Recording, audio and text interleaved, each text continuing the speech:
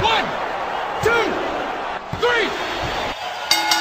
Hello and welcome to Kayfabe Is Dead Podcast, episode 12. I am your host, the voice of the youth, Christian, and we are here to talk some wrestling as we are every week. And just to give you guys an update, because I always like just to keep you guys updated in the very beginning. Now, I did get the last podcast up very late last time, and I apologize, and it barely got any plays, so I'm basically apologizing to nobody. But if you did listen and you're listening to this one, I sincerely do apologize. If you heard that one, you would know that my internet was acting up, and it's like things don't change because my internet is still acting up. We got the modem apparently fixed, upgraded speeds, all that. And it honestly just got worse. The guy came during the storm, tried to fix it. Worked for about a day. Still pretty bad. Therefore, the guy is coming tomorrow once again. It's been like the fourth time in the last 2 weeks. Absolutely ridiculous, and hopefully it gets fixed. But I found a way to post.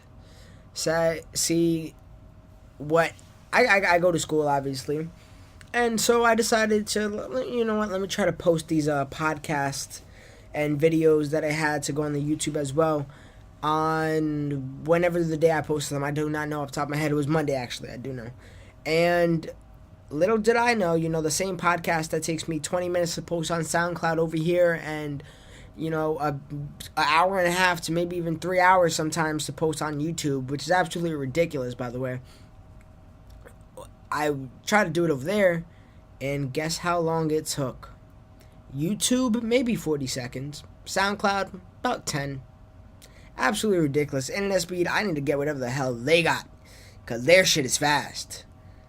But with all that said, guys, I'm here to talk some wrestling, some WWE, and everything in the WWE news. Not everything, but some things maybe like Roman Reigns might be fighting Brock Lesnar next year at WrestleMania. Like, who wants to see that? And I'm not going to discuss that because let's not, once again, I said the best way to, make your point is silence, so let's just silence that one out. Because as much as I love Reigns, because I really do, I think he should be better as a heel, and it doesn't look like they're ever going to turn him, so what is the point? Have him as the badass heel, make him into the, if not a heel, a tweener that just doesn't give a damn and beats everybody up, right? But not going to discuss that. Let me start it off with the biggest news of the week. You guys know what it is. I do not have to cover it up myself. The news is the leak of Paige's sex tape. Now, for those who didn't watch, and see, everybody I see that talks about this claims as it is, of course, it's an invasion of her privacy. It's completely it's not right for the person who did it. It's not right for for Paige herself. Like, she got the shit end of the stick, of course, and it truly isn't fair. But let's be honest, I don't know about you guys, but I seen it. I'm 18. Of course I've seen it.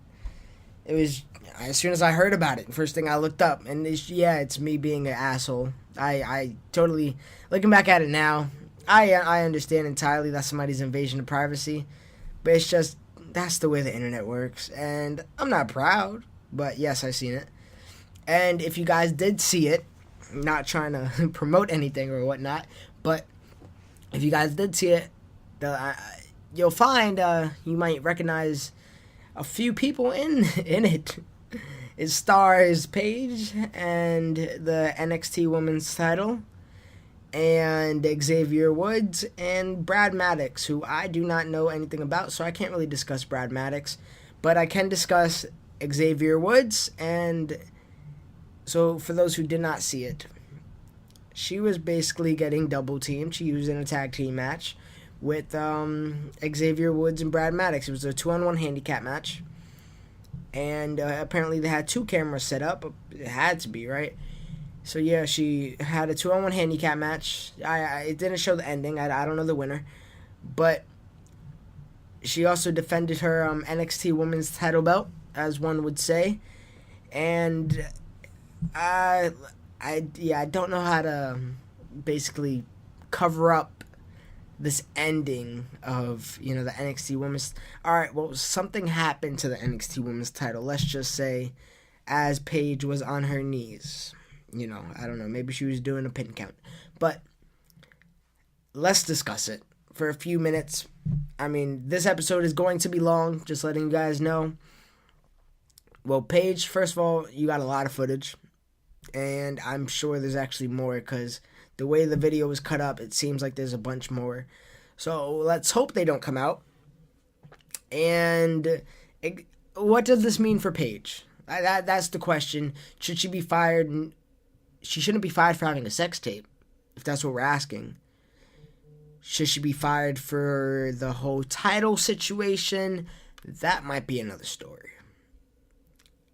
I can't give you an answer to that question because I'm unaware if these people get to keep these titles. Like CM Punk, for example, gave out titles to, I think, either, I want to say Deuce or Domino from that trash-ass tag team back in the day. And he just gave away one of his WWE championships to him for, like, his son or something like that.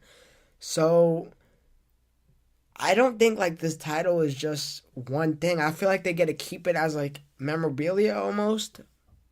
So I'm not too sure, to be completely honest with you. I'm not too sure how that works. If that was their property and, all of this happened, she should be in trouble. And I think she will be in trouble. I don't think she'll be fired because I feel like, all this, she got a movie coming out. She has a movie. She has, she can't be fired while she's injured is one. And for her to be fired just for having a sex tape is another thing. What I think is end up going to happening is, most likely at least, her contract will be over whenever it is, and WWE will not pick it up and they would not re-sign her. I think that's what's going to happen, and I think they're just hoping this injury kind of drags out so they don't have to re-sign her. Or I don't know, maybe they forget about it and this movie pushes Paige to an even bigger star. I mean, anything with The Rock like that could happen. It's very possible. But it isn't right for Paige, but it wasn't a right thing of Paige to do. And it's not having the sex tape, that's fine. Record whatever you like to record, that is you. And who you do it with, that's on you as well. But as far as damaging company's property, that might be another story. So I guess these answers will be solved soon to come. You guys let me know what you think down below. I'm not going to ask if you guys saw it or not. That's your business, and I do not want to butt into your business. But now, as we finish the lost footage of Paige that I don't think is going to make the movie, probably some deleted scenes at least, let's head into Monday Night Raw. Hold on, I'm not trying to be confused. I'm trying to have you guys confused. I do feel bad for her. Like I'm sympathetic to the whole idea. I see her family tweeting and her mom and dad are in distress, and I'm sure it's not any good for her or Del Rio in that matter. Who I think Del Rio's an actual great man, to be honest, but I do feel bad for her. I'm not trying to make it seem like it's just a joke and it's all fun and games, because it's truly not right. And I just want to make that case closed. I don't want to make it seem any type of way. I just think that she probably should be punished for the latter half of what I was explaining rather than the video. But now that we're off that topic, got that off my chest. Let's talk about Monday Night Raw. And it's going to be a lot quicker than usual. Trust me on that one. I do not think I have much to talk about. So the way this format is going to be set up for today's show, Monday Night Raw, of course.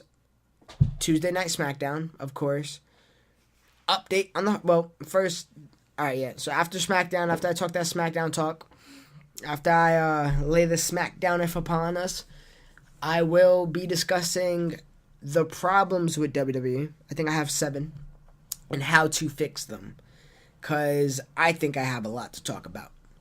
And then I will be discussing the latest update on the Hardys, which I feel like is an ongoing segment, and we have some good news, but we'll save that for the end. So if you do want to find out, stay tuned indeed.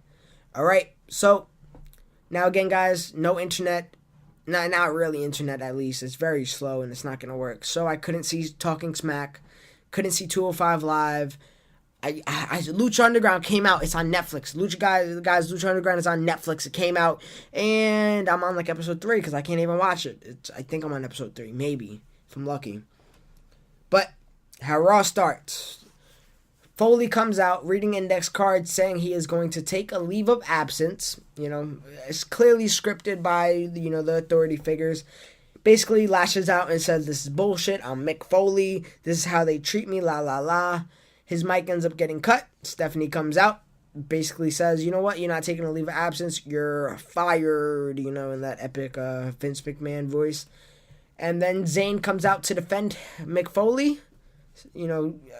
Just basically defending, he's a great man, blah, blah, blah. You don't have a right to do this. He can't stand up for himself, but I can.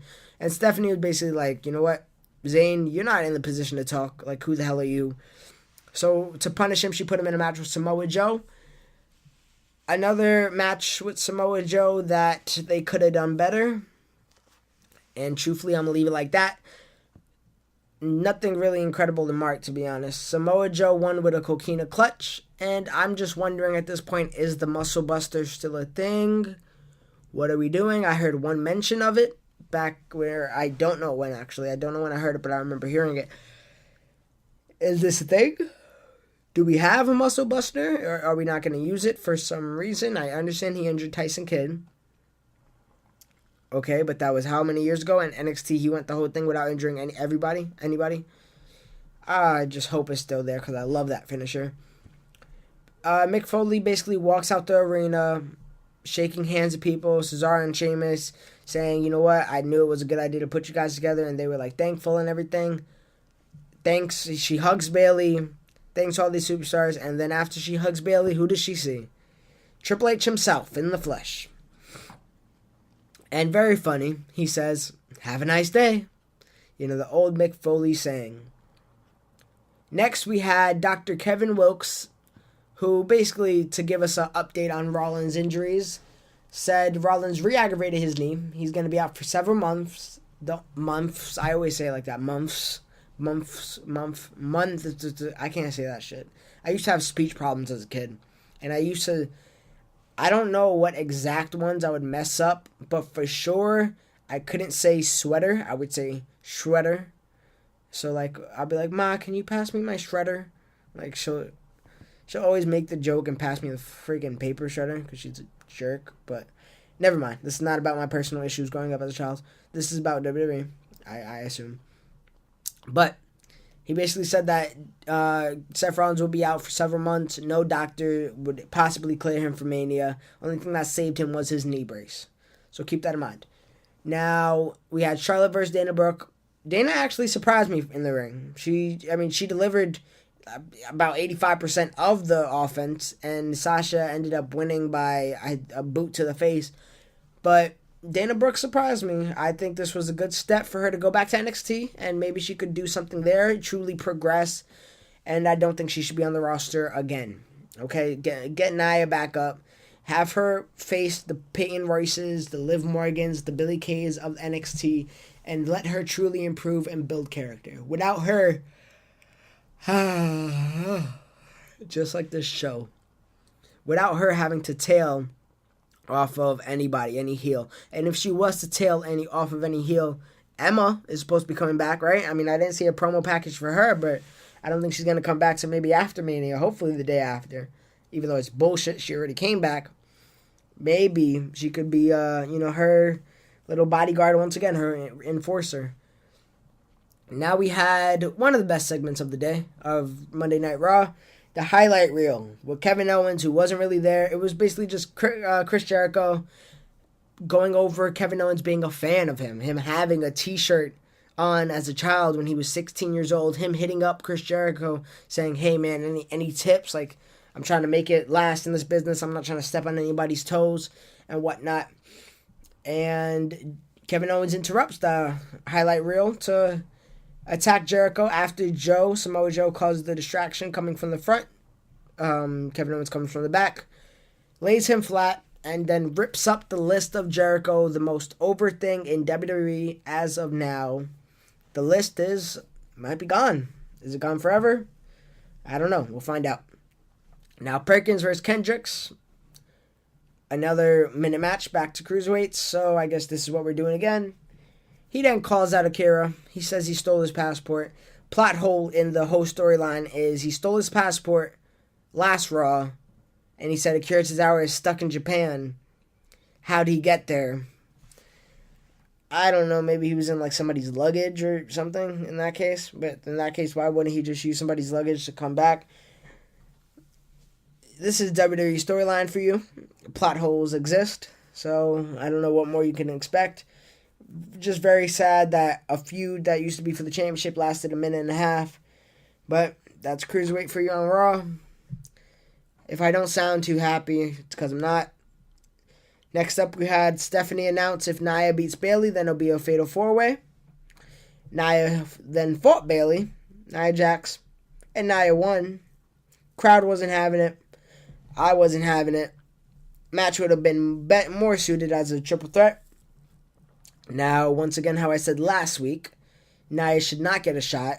Then complain after Mania comes, why didn't I get my shot? I'm mad and destroy the whole roster. Just do that. Just do that. But if they're not using Braun Strowman, maybe they could use that same ploy with him. Have him destroy the whole roster, not like he has been already, because he has been killing it. Well, next we had the Triple H interview from Michael Cole. With that, we had... Lord knows, I forgot what happened. I should have... I don't know what he said for 5 minutes, because, not even 5 minutes. It felt like 20 minutes. I think it was 20 minutes. It probably lasted the whole thing and then went to commercial. It was the very drawn-out, long Triple H promo, McMahon promo. This is how boring the show was, guys. Alright. WrestleMania is in... how many weeks? 2 weeks. We have one more show left. This show was absolutely boring. It was terrible. Had very few bright spots of it, and that's about it. Triple H had a promo. I don't know what the hell he said, but what he did is called for a non-sanctioned match come WrestleMania. Therefore, there's like a ploy around it where Seth Rollins could fight on his own will. He doesn't need a doctor. Okay, cool. I like that. You know what? Do that. I don't know what non-sanctioned means. Is that, that he could wrestle despite all these injuries? Does it mean no rules so that, Seth Rollins could have something to lean on? He could use weapons rather than use maybe aerial offense or, I don't know, whatever it means. Nevertheless, boring show. So why should I sound excited? When SmackDown comes on, when that review comes on, I'm going to be heading into the action, fast-paced, going like a SmackDown show goes, because it's actually quality. At least this episode was. Last week, not as much. This episode, yes indeed. Or no, I think it was 2 weeks ago, I'm sorry. But, now, I guess, wherever the hell I'm at, I'm not talking about Cesaro. This is perfect. Cesaro and Sheamus versus Enzo, Cass, and the Club. Terrible, terrible, terrible. I'm not talking about that. You want to know who won? Cesaro and Sheamus in a minute. Xavier Woods was actually on TV. That was surprising to me. They kind of teased the whole sex tape thing going around, and Biggie and Coffee, one of the two, they were like, Xavier, need to discuss anything? Anything on your mind? And he was like, yeah. And then he led into the WrestleMania Thrill Ride whole promo, which I thought was interesting. They put him in the back, knew the chants were going to come. So that solves that problem. Aries versus Nice, another quick match, which is a shame because both of these wrestlers are more than capable, but sure, make Aries look strong, I understand. Neville comes out. Don't remember what happens after that. You know why? Because they don't give enough time to these cruiserweights. And I honestly think all that happened is that Austin Aries was basically still trying to not interview him, but he was acting like an interview. And Neville was like, Aries, this is not an interview. You don't got to talk to me like that. I remember that line. I don't remember anything else, to be honest. To be completely honest with you. But main event time. Oh my God, guys. This is bad. This is bad. It's bad. I promise you, if you're bored listening to this, is because I'm talking about a boring show. You can only be as entertaining as the product is. I'm going to leave you off with that. Main event time, though. Roman Reigns versus Braun Strowman. In the very beginning, the crowd was on mute when Roman Reigns comes out because I heard the boos were a lot louder in the building. But WWE does not want you to know that, apparently. But I do got some actual notes for this because it was a very good match. I would say this match was better than the one they had at, what was it, Fastlane? Yeah, better than the match they had at Fastlane. I keep on yawning, and I apologize, but it's 10:40, and I'm trying to do this podcast, so when I have my classes tomorrow, I can upload it. So, sorry for the tiredness. I gotta get to sleep as soon as this is done. This is the sacrifices I make for you guys. Now, some of my notes for the match is just highlights. Roman tried to do his drive-by, and Braun Strowman's reversed it into a clothesline. It was a very nice-looking spot, and it's something we haven't seen. Roman kept failing to do the Samoan drop. He finally got it, and he did like a slow-paced, effective Samoan drop. And goddamn, Reigns is strong, because he held him up there for maybe like a solid 10 seconds, then dropped him. And he has to be like 385 at least. So Roman Reigns, absolute monster. Strowman picks up the steel steps after Roman hits him with a successful drive-by. Roman then Superman punches him. The series eventually leads to another Superman punch. And then as he was setting up the corner for the spear, I just failed at doing the Undertaker's sound. If you go back, that's so embarrassing, but I'm not cutting it. You heard the dung, or gong, or dong, or ging, or you know what I mean, ding, whatever you want to call it. The gong of Undertaker. And after like maybe 20 seconds of audio, Undertaker's getting older. He does take a little more time getting inside the ring, finding his way around. Well, he appeared, and they stood face to face. First thing Undertaker does is chokeslam Braun Strowman, interestingly, and right after that receives a spear by Roman Reigns, and the spear keeps him down a pretty long time as Roman Reigns heads up the entrance ramp. Undertaker does his vintage sit-up, and then his vintage cutthroat neck thing, you're dead. Now, I like this. I liked it a lot. Liked the match, liked the finish, liked everything about it. One thing, Undertaker has this power to never end a match in disqualification. Remember when he came out, forgot what it was, but it was when Seth Rollins fought Brock Lesnar. It might have been, no, it couldn't be too something. I don't know when it was exactly. But an Undertaker came out, and he hit Brock Lesnar, and it was a title match, and there was not a disqualification on either side. They never finished the match. Undertaker that's one of his powers. He could shut off light, shoot lightning from the sky, or from the arena, I should say. He could control the mind of druids, right? Druids? I forgot. Yeah, I'm pretty sure they're called druids. He could, I don't know, he's raised by ashes. He could bury people and come back to life and whatnot. One of his other powers is he does not have the capability of ending matches when he interferes in them. I like this, though. Nevertheless, this is what I said should have happened at Fastlane when I did my WrestleMania dream card. And this is basically exactly what I said at Fastlane. Or you could have, I said, the gong go off and Roman Reigns is just distracted. And then Braun Strowman finishes him. But, nevertheless, good enough, right? Now on to SmackDown, which I'm going to tell you right now was the better show. And I've been giving SmackDown shit lately. And I'm going to correct that today and apologize. Not apologize, but say that this show was much better, actually. So it starts off by, Shane McMahon late once again. He's more late than my manager is at work, and that's very often. Mauro Ranallo out sick. This is just some of my pre-notes, which, now Mauro Ranallo last week couldn't make it because of the weather, which in that case I might have understood. I was on the East Coast region. I am on the East Coast region. It's hard to travel. All flights were canceled and delayed. Now, I was like, all right, you know what? That's nothing. This time comes, Mauro Ranallo is sick. Interesting. Now, Mauro Ranallo, does he have heat? I do not know. Does he not get along with JBL, which is a rumor? I do not know. I can't speak on this, but it is something you guys should note in your head and just keep in mind.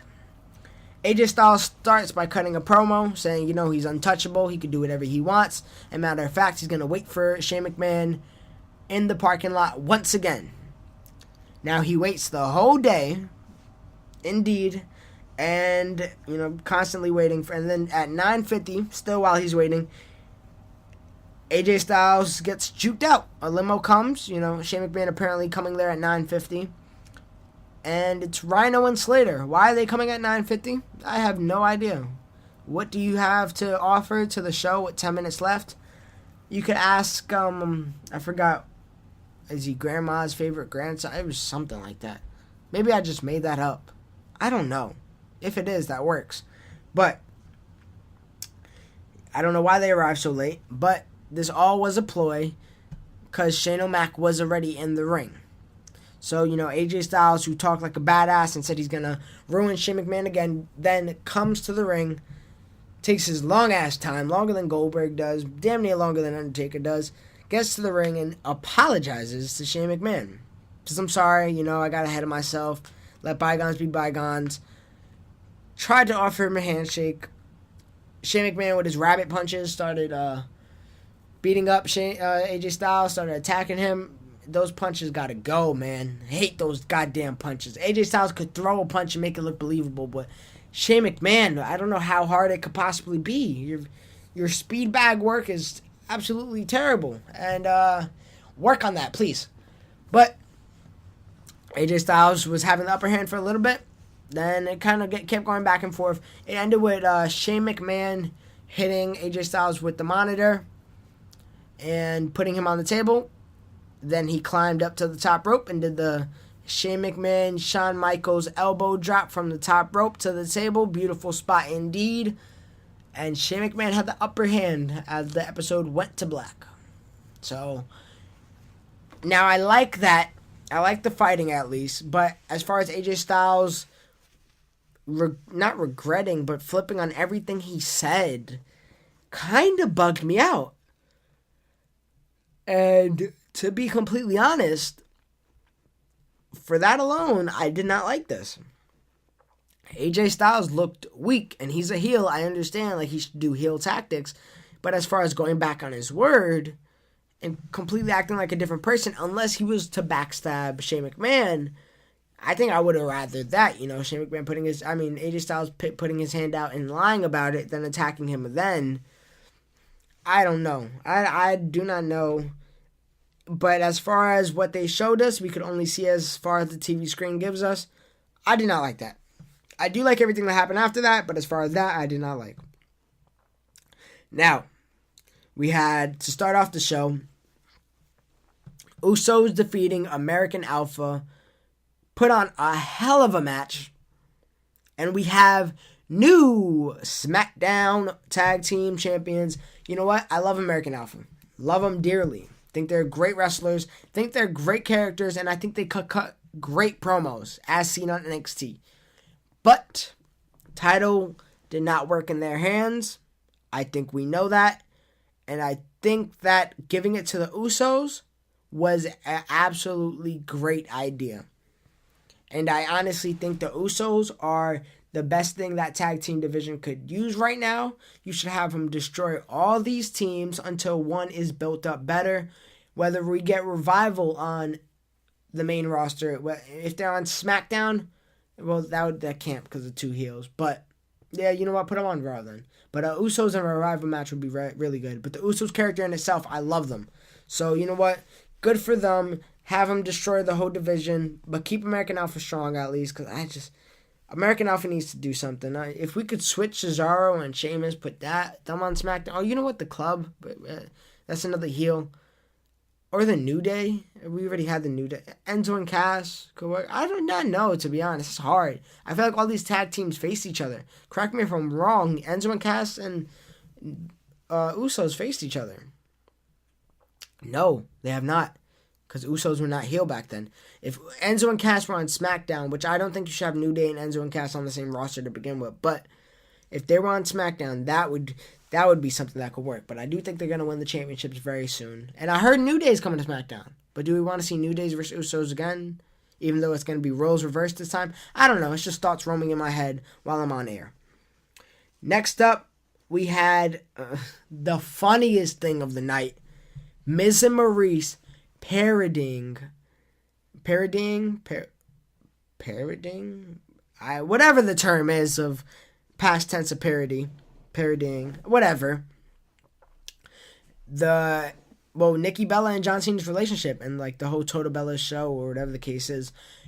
And it was hilarious. We had Maurice play Nikki Bella and Brie Bella. She played them both. And we had The Miz as John Cena. And basically, they're revolving this feud around the fact that Cena would never marry Nikki Bella. Which is basically, you know, as it was basically, I keep saying basically. Sorry for the weird ass noises. I don't know what the hell just got ahead of me. Let me take a sip of my water so I would stop slurring. Yes, no Powerade, no Snapple this time. I'm drinking water here. Good old fashioned. And I can't close the lid. Okay, we're closed. I gotta drink it in, man. As I said, I will say from now on. But funny ass behind the scene, not behind the scene, but like segments that had nothing to take place in a WWE arena, which is always refreshing. And once again, it revolved around the whole fact that Cena will not marry Nikki, which all leads to the fact that I think Cena's going to marry Nikki at Mania, which we already know is kind of what's going to happen as far as the reports go. But they were basically, as I say basically one more time, what the hell is wrong with me? I told myself I wouldn't say it again. They were basically, but they were talking and avoiding and making a pun, I guess, or innuendo. No, innuendo. See, I always mess up with the terms at the wrong moments. But they were basically hinting at him asking the question every time, Miz, and it would be something else. He'll be like, I know you wanted this. You waited for it for the longest. I decided to get it for you.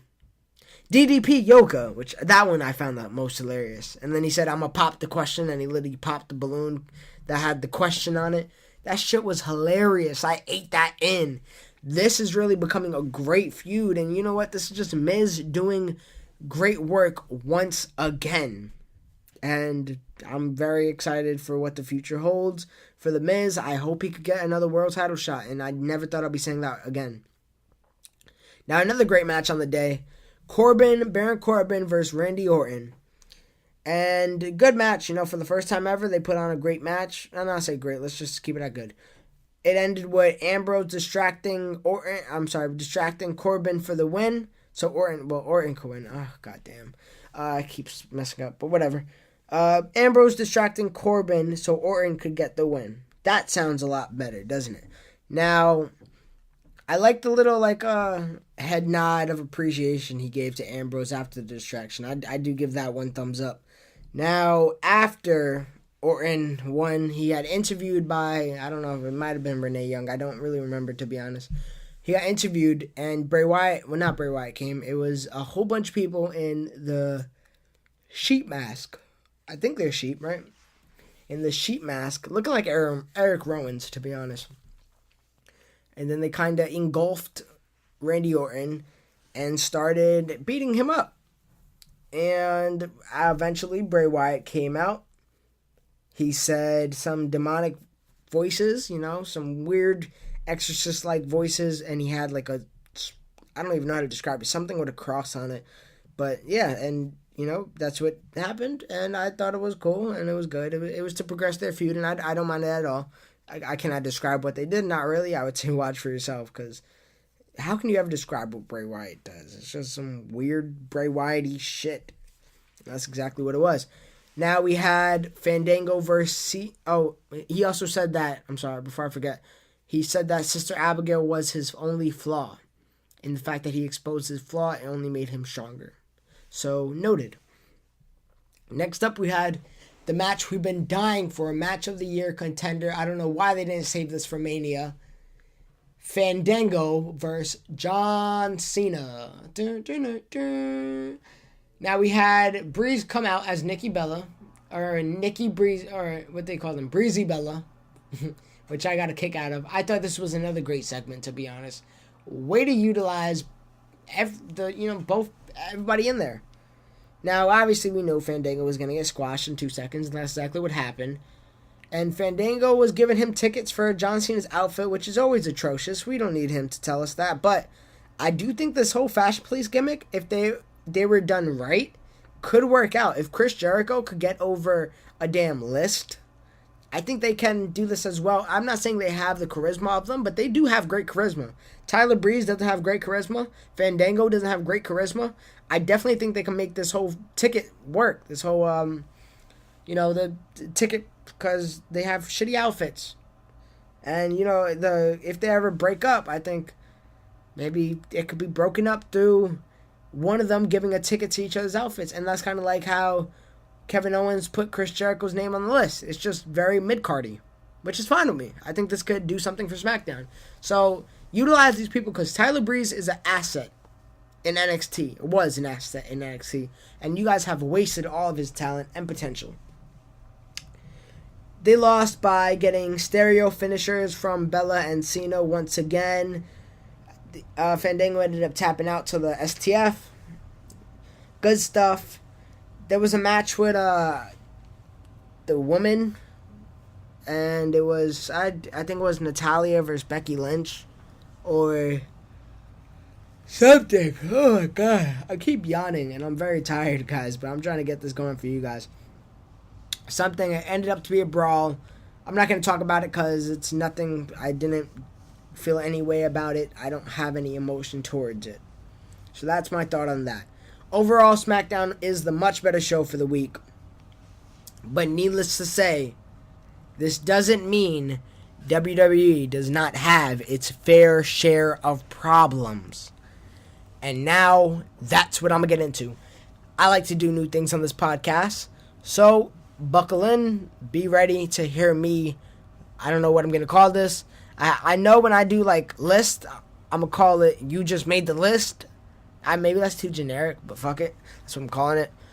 This, maybe How to Fix, or maybe I could say, if you guys got a name for it, let me know down below.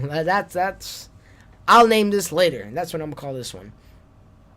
Alright, guys. Now, we know over the years that WWE has its fair share of problems. We know it's not perfect. We know it hasn't been the same since Attitude Era, since Ruthless Aggression. We know that it might be as bad as it ever been, which is a shame because they might have more talent than they ever had. The only competition was truly the early 2000s when they had Guerrero, Chris Benoit, Eddie Guerrero, Shawn Michaels, Triple H, who's no slouch. I don't think he's the best, but he's no slouch. I'm Rey Mysterio, Chris Jericho, all these players, all these people under their brand, and they had a lot of wrestlers back then, and they have equally as good talent now, if not more. But this is my tips to how to fix WWE, but keep it realistically. I'm not saying get rid of this, get rid of that, fire Vince McMahon. No, that's not what I'm saying. I'm trying to keep it realistically and things that they can do. It's not impossible. Just listen. So with all that being said, let me start with the first one. Shift with the culture. Wrestling is in. Now, what I mean by that is what's big right now. It's not all these, entertainment is a big part of it, but the hottest thing out right now is the wrestling aspect. There's no reason SmackDown should have 2 matches and be a 2-hour show, and those matches involve pointless woman matches and a tag team match with people we don't care about. That's ridiculous. Shift with the culture. Wrestling is in. Let them put on wrestling clinics. WrestleMania, instead of being this big attraction, guys, instead of being mainstream, get the seats booked with good wrestling. Not just mainstream names. If these crowds and these fans evolve and you know what, this is a different era than it was back then, we're not going to get these storylines. Now, keep the storylines. That's what, like, the storylines are a very big part of it, but we're not going to get these, over the top, crazy, waste of time promos and all this bullshit that we don't need. Because the main attraction is going to be the wrestling itself. And if we could get these fans evolved and traditioned into that wrestling culture, they wouldn't have to revolve around part-timers that can get their general audience into it. Because your general audience would know that, why the hell would I want to see a Goldberg match when AJ Styles is on the card? I want to see AJ Styles versus Finn Balor. I don't want to see Goldberg versus Lesnar. I want to see Nakamura versus Lesnar. We would know this if you guys just shift with the culture and develop the fact that you guys have wrestling in your name for a reason. You guys put on great matches maybe once every, I'm not going to say once every month. That's going to be a little crazy. Great matches, though, that might just be, 1 to 3 every month. Now, that's what 4 brands, including 205 Live and NXT. That's ridiculous. You're a wrestling culture. Every time New Japan has a show, those matches are one of the greatest matches ever. 4.5 stars, Dave Meltzer. Match of the month. One of the matches of the year. Guys, wrestling is in. You guys can put on have more than enough potential to put on showcases. Second, part 2. This is part 2. Number 2, more realistic characters. Not everyone has to be a heel, a bad guy basically, or a face, a good guy. It doesn't work anymore. The bad guy gets cheered, the good guy gets booed. Now, you should have these characters, these Bray Wyatts. He doesn't have to be a face, doesn't have to be a heel, he could just be Bray Wyatt. Who cares if he's a heel, so he has to go against the face? Have him face whatever is the top star at the time. Baron Corbin, he just wants to fight and get paid. He doesn't care about anything. He doesn't want to make friends. That's how I am in school. I just show up, go to class, and leave. Am I a heel? Am I a bad guy? Maybe. You don't know me. But same with Strowman. He just wants to fight. He just... You're really criticizing people for wanting to just wrestle and win? It's ridiculous. I really think it's ridiculous. I don't think we have to have these heel or face characters anymore. For some of the people, yes. For Sami Zayn, I mean, even him. It's just so hard not to hate him. And not to like him, I'm sorry. So, I understand if you have him superly over a babyface, but the heel and face gotta go. New Day could benefit off of this as well. They could just say whatever they want. They don't have to appeal to kids. They don't have to appeal to adults. They could just, whatever they feel like for the day. Why do we have to do this when Stephanie's at one point she was a heel and a face every other day. Same with Big Show, same with Kane. It doesn't have to be official. We don't have to have an official heel turn. Just, wow, Sasha Banks' character arc. She's in this part now. You know what I mean? It's ridiculous.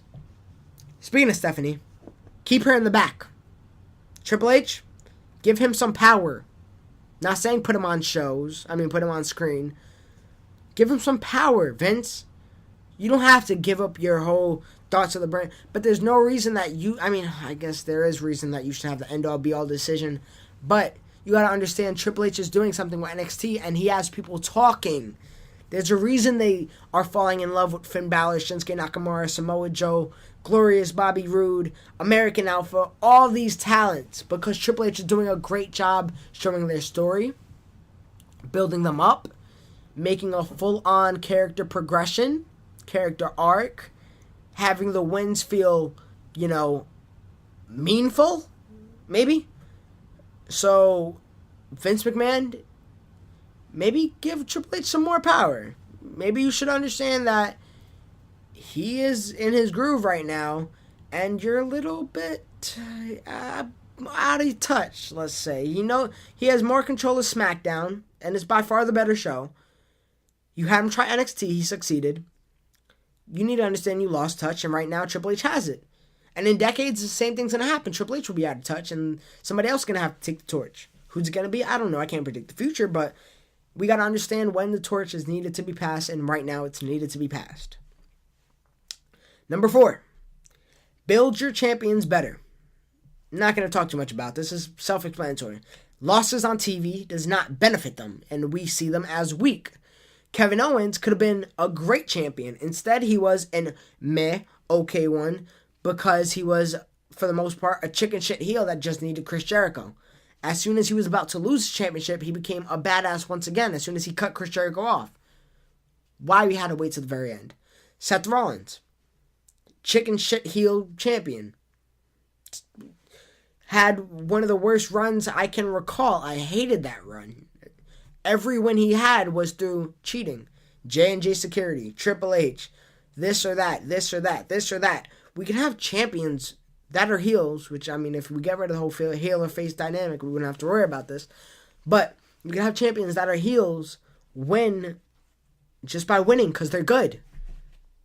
They don't have to cheat every time. I don't think they understand that. Number 5, let the part-timers get the full-timers over. That's their job. That's what they're supposed to do. Part-timers versus part-timers isn't benefiting anyone. Imagine if Brock lost to Joe in the amount of time that Goldberg beat him. Joe would be an instant star. You don't have to even build him up. You wouldn't even have to build him up. Just not randomly, just say, we got this guy. I mean, obviously you have to have build up. That's a dumb thing for me to say. But you don't have to have him beat a whole bunch of people. Right there, he goes from an NXT prospect to the top of Raw, the Raw brand. It would have been phenomenal. Would have been amazing. In one match, a monster is built. No reason that these part-timers are on the front of the poster when you have AJ Styles, who is more talented and has put on more for the whole company in the past year than all of them had done, and he's all the way in the back of the poster. You're telling them that working your ass off gets you to the back, and all these old-ass people that the hardcore fans lost interest in, the casual fans are only interested in because it gives them the nostalgia feeling of when wrestling was better. They go on the front. It's not fair. I don't like that. Get the full-timers over. That is your job as a part-timer. Kurt Angle, I guarantee you he'll get part-timers over. He seems like the guy who will have enough creative control that he can say, hey, you know what, Vince? I don't think that's a good idea. I think that, who should I say? Sami Zayn. I don't think he'll fight Sami Zayn. Or Samoa Joe. I think Samoa Joe should get this win. I think he needs it. I think Kurt Angle could help out like that. Listen to your fans. Alright. If we listen to your if you guys listen to your fans, Roman Reigns will not be who Roman Reigns is. Daniel Bryan wouldn't have to have waited and not won the Royal Rumble to get his title shot. Now, that worked out, obviously. But listen to your fans. The crowd reception should tell you where your characters should be. If you get boos, and they're healed, then obviously you're doing your job. If you get cheers and your face, you're doing your job. If you get cheered and you're a heel, something's wrong. Listen to your audience. As well as when you do these polls, and when they say Raw is shit, listen to them. They're not lying. Raw is shit. That was number 7, I think. Whatever I'm at.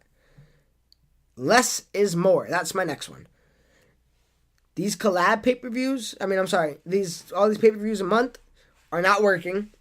You guys should either do collab pay-per-views once a month or have one pay-per-view a month to each brand, and to one pay-per-view a month, and it's a brand for that month.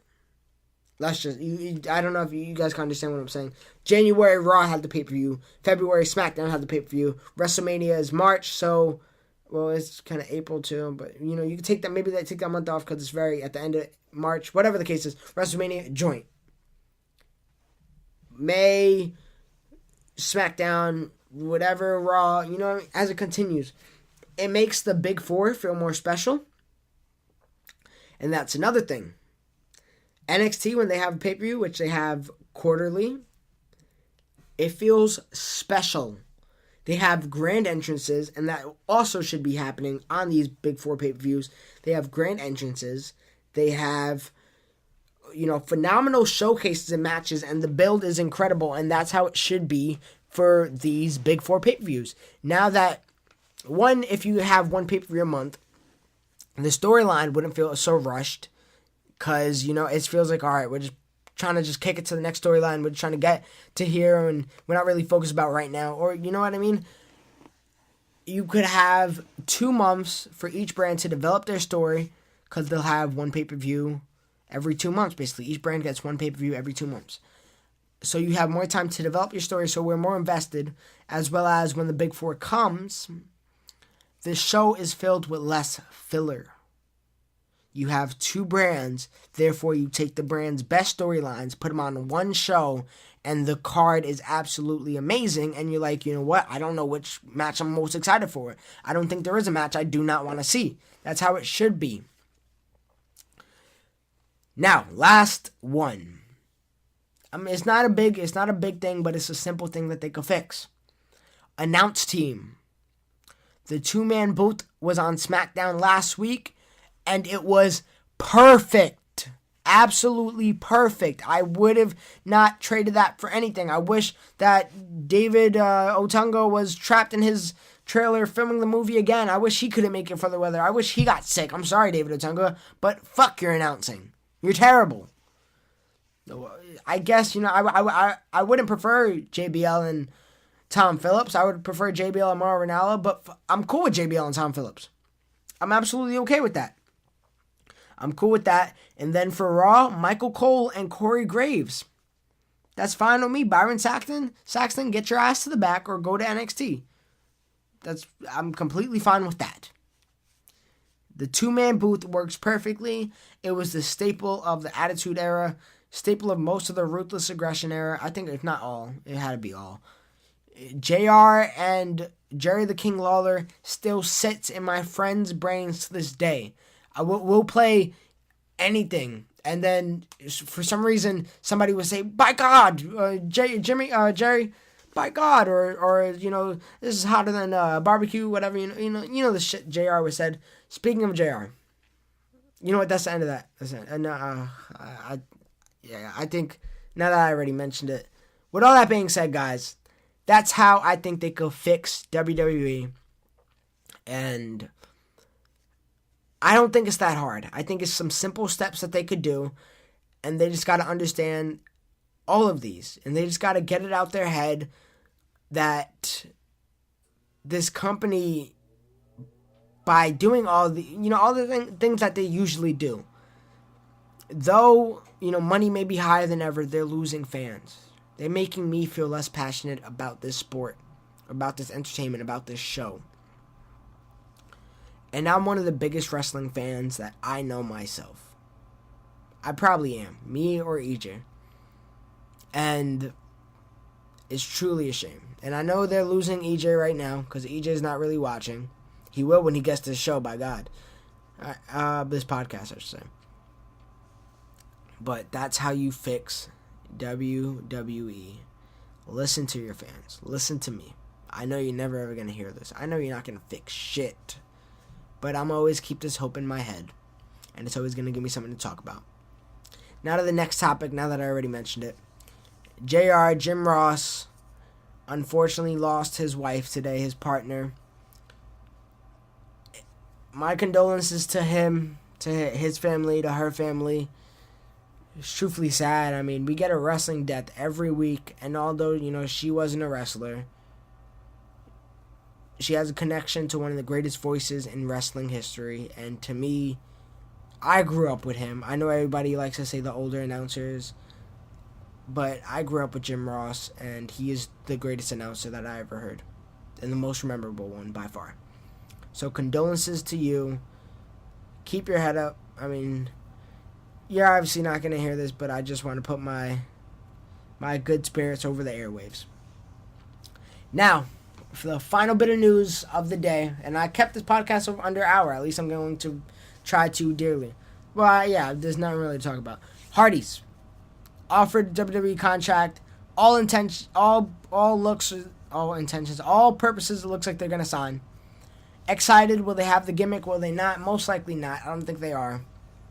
But just to get the talents back in general, it's a great thing.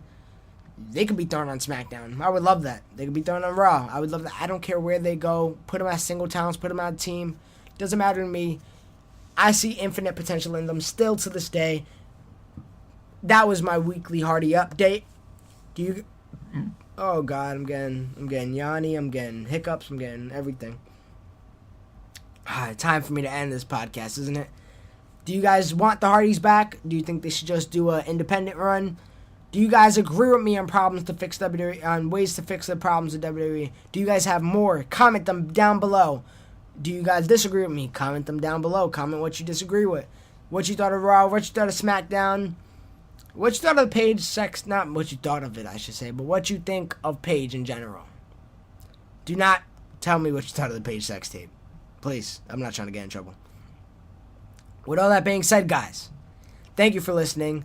I will get this up tomorrow as it is Wednesday. I'll get it up Thursday morning.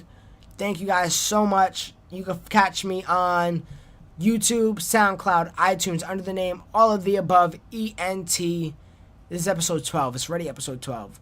Once again, check out the WrestleMania Dream Card podcast. That's a Kayfabe Is Dead podcast. Episode 6 is at 37 views as of today. Very proud of that. Keeps booming. Although I'm getting very little views, it's okay, guys. Whoever's listening, and if you heard me full through, comment down below. Let me know you're there.